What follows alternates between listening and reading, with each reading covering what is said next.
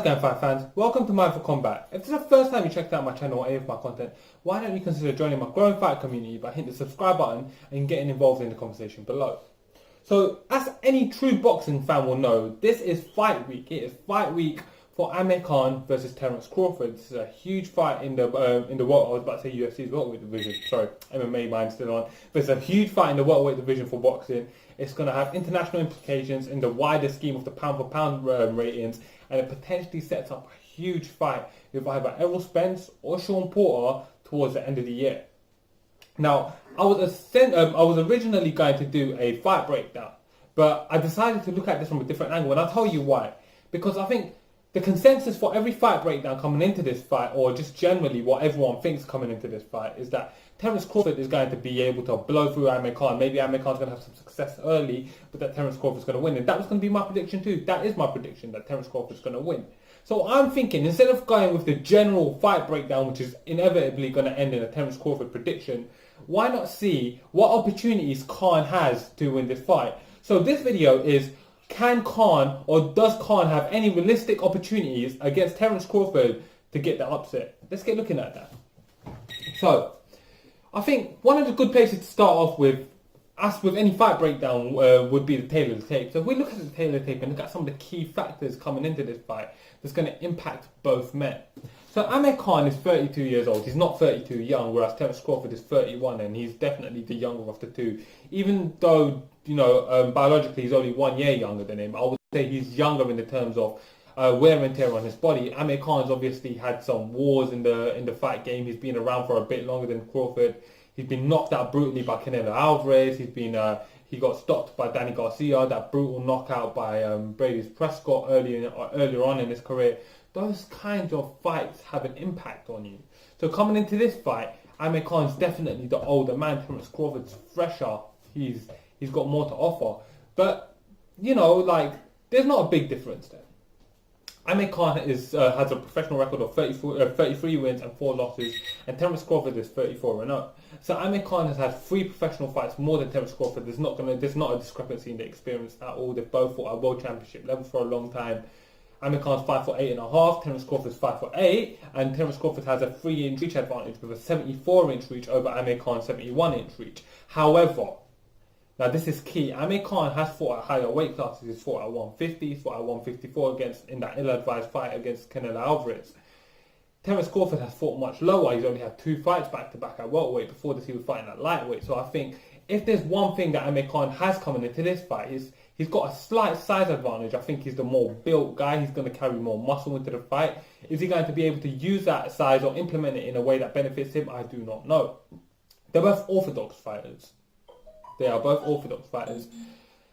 And let's look at some of the key wins. Now, for Amir Khans, for all the flack that Amir Khans gets, Amir Khans has got an incredibly long list of high-profile wins. So we're talking Marco Antonio Barrera back when he was 1 fight removed from getting knocked out by Brady's Prescott. He beat Andreas Kotlnik for the world title. He beat Marcus Ray Maidana, who went on to do great stuff against Floyd Mayweather. He's beaten Luis Collazo, who was top 5 at the time. He's beaten Zab Judah, Devin Alexander. He's beaten tons and tons of good guys. Terence Crawford's got a lot of good wins as well. He's beaten guys like Ricky Burns, Gamboa. He's beaten Ray Beltran, who's a former world champion. He's beaten Victor Postel, and he's beaten Jeff Horn in a unification fight. Those are world championship wins. But Amir Khans, I would say Amir Khan's got the edge in high-profile victories. And one of the key things coming into this fight that Keith Thurman said that I think is very true. Well, everyone's writing off Khan, but who has Crawford beaten that Khan couldn't? And I don't think that there is a victory that Crawford has that Khan couldn't win. I mean, of course, you could go with the fact that Terence Crawford beat Brady's Prescott, who had knocked out Amir Khans. Fair enough. That's a fair point to make. I don't think that Brady's Prescott would ever have done that again. But, I do think Khan is not a fish out of water in this fight.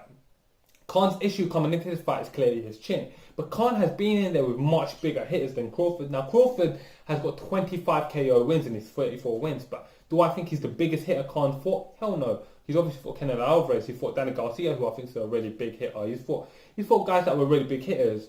Even Marcus Ray Maidana, I would say that he was probably a bigger hitter than Terence Crawford. Terence Crawford's naturally a smaller man as well.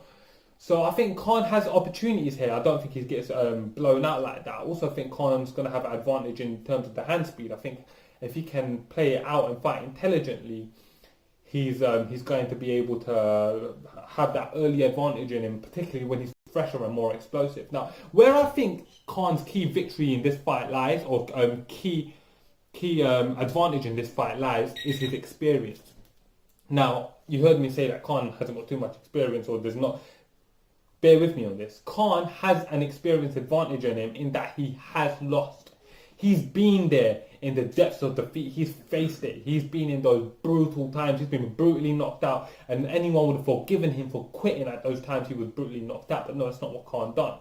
If Khan can make this fight ugly whilst also keeping his chin protected, and makes it tough for Terence Crawford, puts Terence Crawford in a difficult position, or puts him in a position where he don't want to be there no more, Khan has an opportunity there to have some success, because he has been in there, he's battle tested.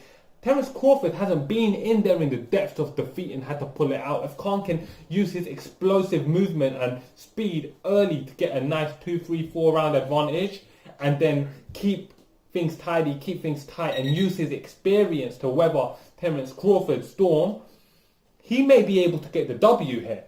So there are keys for Amir Khan to win. It is possible that he can pull off the upset. Yes, he didn't look like his best self against Samuel Vargas, but let's remember something. Coming into the Samuel Vargas fight, he had only fought for all of 45 seconds in 3 years, and prior to that, his last memory was getting knocked out by Canelo Alvarez. He maybe needed that fight to get to... We're going to see a better version of Amir Khan coming into this fight than we saw against Samuel Vargas, no doubt. He's obviously going to have taken this fight a lot more seriously, in that he's fighting one of the pound-for-pound best. And in my honest opinion, this fight's going to be a lot more competitive than people are giving it credit for. I think people are writing off Amir Khan. And although, yes, I am picking Terence Crawford, Khan has opportunities to win. Now, guys, let me know what you guys think in the comment section below. Let me know what you think about my thoughts on this fight and thoughts on Amir Khan's opportunities. And if you think I'm completely wrong, let me know. If it's the first time you've been here, subscribe to my channel. And thank you guys. Thanks for watching Mind for Combat.